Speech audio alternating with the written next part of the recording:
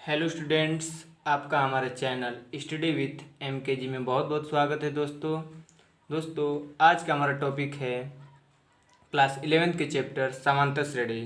दोस्तों आज हम जानेंगे कि समांतर श्रेणी क्या है। तो चलिए वीडियो को स्टार्ट करते हैं। तो दोस्तों सबसे पहले हम जानेंगे कि समांतर श्रेणी क्या है। तो इसका डेफिनेशन पढ़ते हैं।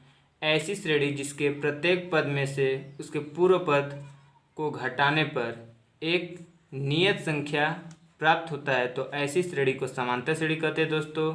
और इस नियत प्राप्त संख्या को ही सार्वंतर कॉमन डिफरेंस कहते हैं दोस्तों। एग्जाम्पल में मान लीजिए कोई श्रेणी दिया है T1, T2, T3 dash dash जो भी दिया हो, तो इसको किसी भी पद को यदि हम उसके पूर्व पद उसमें से घटा दे तो जो हमें कॉमन डिफरेंस मिलेगा वो हर जगह हमें सेम मिलेगा। जैसे यदि हम T3 में से T2 को घटाएंगे तो जो वैल्यू मिलेगा वह T2 में से T1 को घटाने पर भी सेम मिलेगा।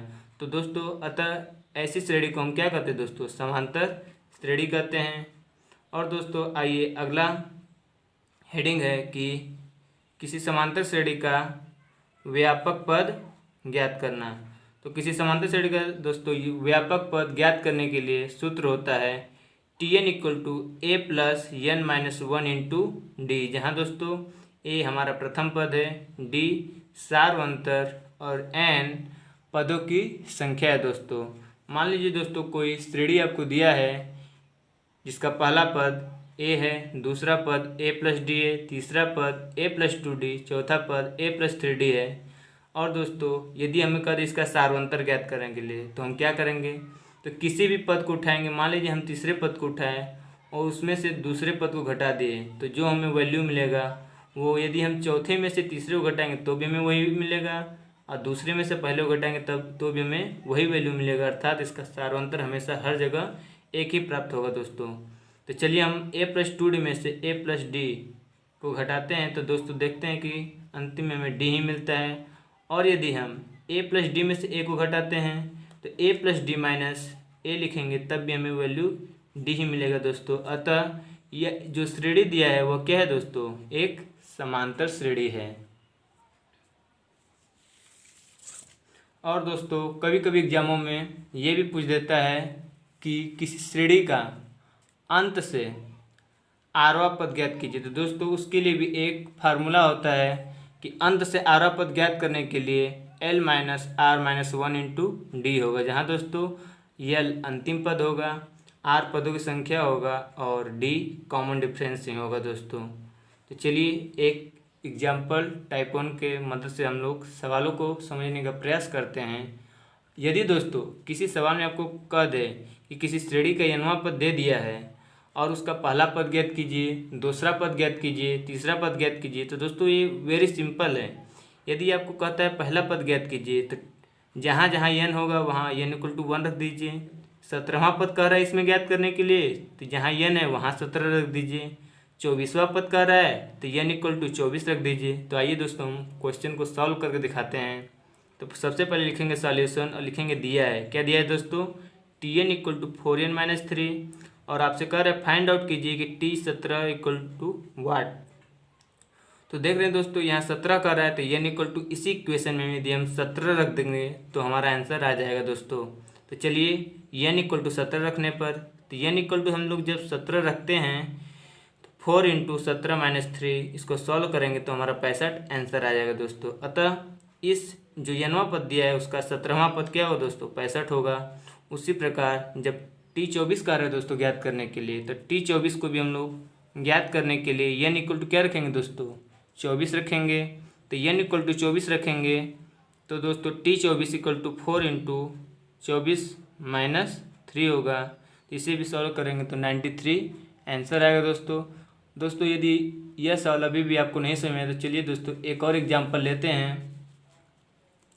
दिया है दोस्तों किसी श्रेणी का n वां पद Tn = n × n - 2/n + 3 दिया है और आपसे कह रहा है कि T3 और T4 ज्ञात कीजिए दोस्तों।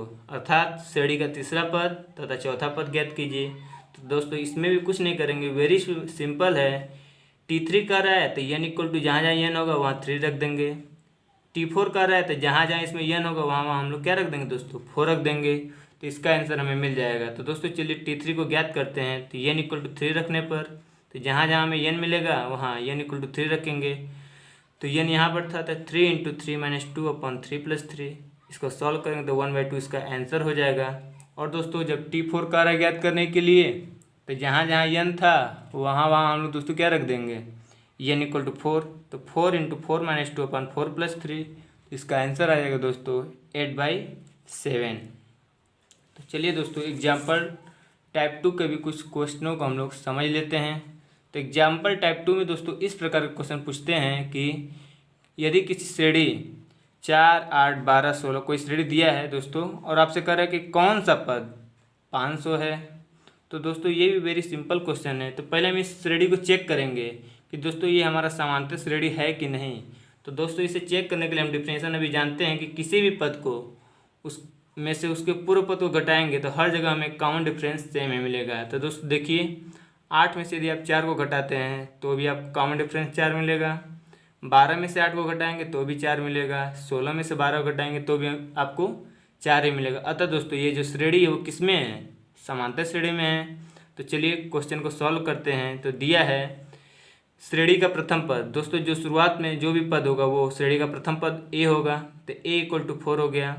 और सार्वंतर d आपको ज्ञात करना है। तो अभी हमने बताया है कि किसी भी पद को उसके पूर्व पद में से उसके पूर्व पद को घटाइए तो आपको सार्वंतर मिल जाएगा। अर्थात T2 में से T1 को घटाइए, तो T2 हमारा 8 था, T1 हमारा 4 था, तो D आ गया हमारा 4। और दोस्तों जो 500 दिया है, मान लीजिए कि 500 श्रेणी का n वां पद होगा, तो Tn इक्वल टू 500। तो अब सूत्र से आते हैं दोस्तों, n वां पद का हमारा सूत्र होता है Tn equal to a plus n minus 1 into d. तो दोस्तों n वां पद हमारा 500 था, इसको 500 रख दिए, a इक्वल टू 4 था, 4 सभी मानों को रख देंगे। तो इस प्रकार क्वेश्चन को सॉल्व करेंगे तो n इक्वल टू हमारा 125 आ जाएगा दोस्तों। अर्थात ये जो 500 था वो हमारा क्या था, श्रेणी का 125वां पद था दोस्तों। इसी प्रकार चलिए यदि आपको ये क्वेश्चन नहीं समझ में आता है तो अगले क्वेश्चन को समझने का प्रयास करेंगे। ये तो आपको बिल्कुल नहीं समझ में आ जाएगा दोस्तों। इस क्वेश्चन में भी सेम वही बात बोला है दोस्तों, बस श्रेणी बदल दिया है और आपसे पूछ रहा है इस श्रेणी का 25वां पद 25 कौन सा पद होगा। तो क्वेश्चन कर रहा है आपसे दोस्तों कि 3, 5, 7, 9 डैश डैश डैश का कौन सा पद 25 होगा दोस्तों। तो ये भी वेरी सिंपल है। इसमें सीधे हम लिखेंगे a इक्वल टू 3, यानी प्रथम पद 3 है। कॉमन डिफरेंस किसी को भी उसके पूर्व पद से घटा दीजिए तो उसका कॉमन डिफरेंस मिल जाएगा, इसका कॉमन डिफरेंस 2 आएगा। और दोस्तों कह रहा है कि 25, तो मान लीजिए कि ये जो है 25 वो क्या है, n वां पद है, अर्थात Tn इक्वल टू क्या हो जाएगा दोस्तों 25, और आपको n ही फाइंड आउट करना है कि यह कौन सा पद है। तो दोस्तों सूत्र लगाएंगे फिर से वही सूत्र, Tn equal to a plus n minus 1 into d. और Tn इक्वल टू क्या है दोस्तों 25 है, a इक्वल टू 3, n को फाइंड आउट करना है -1 और d इक्वल टू 2। तो दोस्तों 3 को इधर ले जाएंगे तो 22 में से 25 में से 3 घटेगा तो 22 बचेगा, n माइनस 1 इंटू 2 तो रहेगा, n माइनस 1 इक्वल टू इसे डिवाइड कर देंगे तो 11 आएगा, n इक्वल टू 12, 1 इधर जाके जुड़ जाएगा दोस्तों। तो इसका आंसर आ जाएगा n इक्वल टू 12, अर्थात इस श्रेणी का जो 25 है वह 12वां पद होगा दोस्तों। आइए हम लोग टाइप 3 के भी क्वेश्चन को समझते हैं। तो दोस्तों एग्जाम्पल टाइप 3 का क्वेश्चन है। इस तरह क्वेश्चन भी पूछ दिए जाते हैं एग्जामों में, इसलिए आप इसे बहुत बारीकी से समझिएगा दोस्तों। चौथा क्वेश्चन हमारा है कि श्रेणी 2, 5, 8, 11, 14 का 50वां पद क्या होगा दोस्तों। श्रेणी आपको दिया है, आपसे कह रहा है 50वां पद क्या होगा। तो ये भी बहुत सिंपल क्वेश्चन है दोस्तों, इसमें भी कुछ नहीं करेंगे। इससे पहले हम लोग चेक करेंगे कि ये कौन सा श्रेणी है। तो दोस्तों आप देख कर ये समझ गए होंगे कि यह क्या है, समांतर श्रेणी है। क्यों, क्योंकि यदि हम 5 में से 2 को घटाएंगे तब भी हमें कॉमन डिफरेंस 3 मिलेगा, 8 में से 5 को घटाएंगे तो भी हमें 3 मिलेगा, और 11 में से 8 को घटाएंगे तो भी हमें 3 मिलेगा दोस्तों। इस प्रकार हम किसी भी श्रेणी को पहचान सकते हैं कि यह समांतर श्रेणी है कि नहीं दोस्तों। तो चलिए इसको सॉल्व करते हैं। सबसे पहले लिखेंगे कि दिया है, क्या दिया है दोस्तों, प्रथम पद a दिया है a इक्वल टू 2, और कॉमन डिफरेंस आप लोग दोस्तों निकाले होंगे, तो इसका 3 आया है। और कह रहा है 50वां पद क्या होगा दोस्तों, यानी 50वां n इक्वल टू क्या है 50 कह रहा है, और t 50 आपको ज्ञात करना है। तो दोस्तों सूत्र से हम लोग फिर वही फार्मूला लिखेंगे, Tn equal to a plus n minus 1 into d. और तो n इक्वल टू हम लोग 50 क्यों रखेंगे, क्योंकि कह रहा है 50वां पद ज्ञात कीजिए, तो n इक्वल टू 50, यहाँ भी n है तो यहाँ भी 50 रख देंगे। और a इक्वल टू क्या दिया है, इसमें पहला पद 2 दिया है और कॉमन डिफरेंस 3 था, तो इसे हम लोग सॉल्व करेंगे। तो 2 प्लस 50 में से एक जगह 49 गुणे 3, तो इसे सॉल्व करेंगे तो हमारा 149 आंसर आ जाएगा दोस्तों। अर्थात इस श्रेणी का 50वां पद क्या होगा दोस्तों, 149 होगा। आइए इसी से रिलेटेड दूसरा क्वेश्चन समझते, ये भी सेम वैसा ही, बस श्रेणी इसमें बदल दिया है दोस्तों। इस क्वेश्चन में कह रहा है आपसे कि श्रेणी 4,7, 10, 13, 16 का 25वां पद क्या होगा दोस्तों। पूछ रहे हैं इसका 25वां पद क्या होगा दोस्तों। तो इसमें भी कुछ नहीं करेंगे, वही लिखेंगे सॉल्यूशन और लिखेंगे दिया है। इसका पहला पद क्या हो जाएगा दोस्तों, a इक्वल टू 4।